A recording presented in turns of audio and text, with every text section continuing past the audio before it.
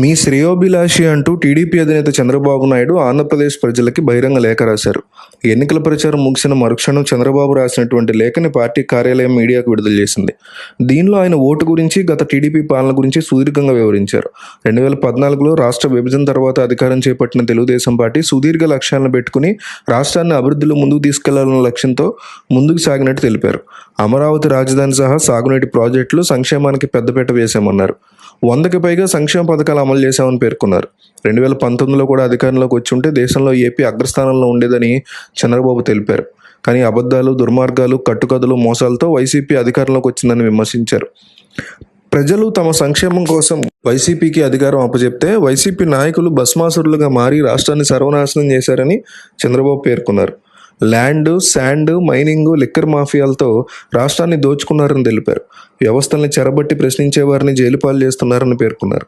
ప్రతిపక్షాలను కూడా అణగదొక్కారని పేర్కొన్నారు. ఈ నెల 13వ తారీఖున జరిగినటువంటి ఎన్నికల్లో వైసీపీ భస్మాసురులను అంతం చేసేందుకు ఓటుతో వెయ్యాలని చంద్రబాబు పిలుపునిచ్చారు. కబ్జాలకి, బాదుడికి, అరాచకాలకి ముగింపు పలిపేలా ఈ నెల 13న జరిగే పోలింగ్లో ఓటేయాలని సూచించారు. సంక్షేమం, అభివృద్ధి, ప్రజాస్వామ్య పరిరక్షణ హామీలతో ప్రజల ముందుకు వచ్చినటువంటి కూటమిని గెలిపించాలని చంద్రబాబు విన్నవించారు. రాష్ట్రాన్ని ఎలా అభివృద్ధి చేయాలనే విషయం మీద కూటమి దగ్గర స్పష్టమైన విజన్ ఉందని ఆయన తెలిపారు. అందుకే కూటమి అభ్యర్థులను గెలిపించాలని చంద్రబాబు నాయుడు పిలుపునిచ్చారు.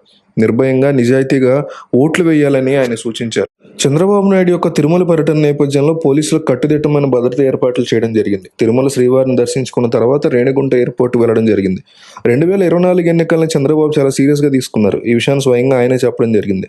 గెలిపే లక్ష్యంగా ప్రభుత్వ వ్యతిరేక ఓటు చీలిపోకుండా పొత్తులు పెట్టుకున్నారు. బీజేపీ, జనసేన పార్టీతో కలిసి పోటీ చేస్తున్నారు. ఈ క్రమంలో తెలుగుదేశం పార్టీ తరఫున పోటీ చేసే అభ్యర్థుల విషయంలో చాలా హోంవర్క్ చేసినట్టు చంద్రబాబు స్పష్టం చేశారు. ఉమ్మడి ఆంధ్రప్రదేశ్ రాష్ట్రంలో లేదా విభజన జరిగిన తర్వాత 2 ఎన్నికల్లో ఎన్నడూ చేయని వర్క్ చేసి అభ్యర్థులను ఎంపిక చేసినట్టు పేర్కొన్నారు. 2019 ఎన్నికల్లో టీడీపీ ఓటమి పాలైంది.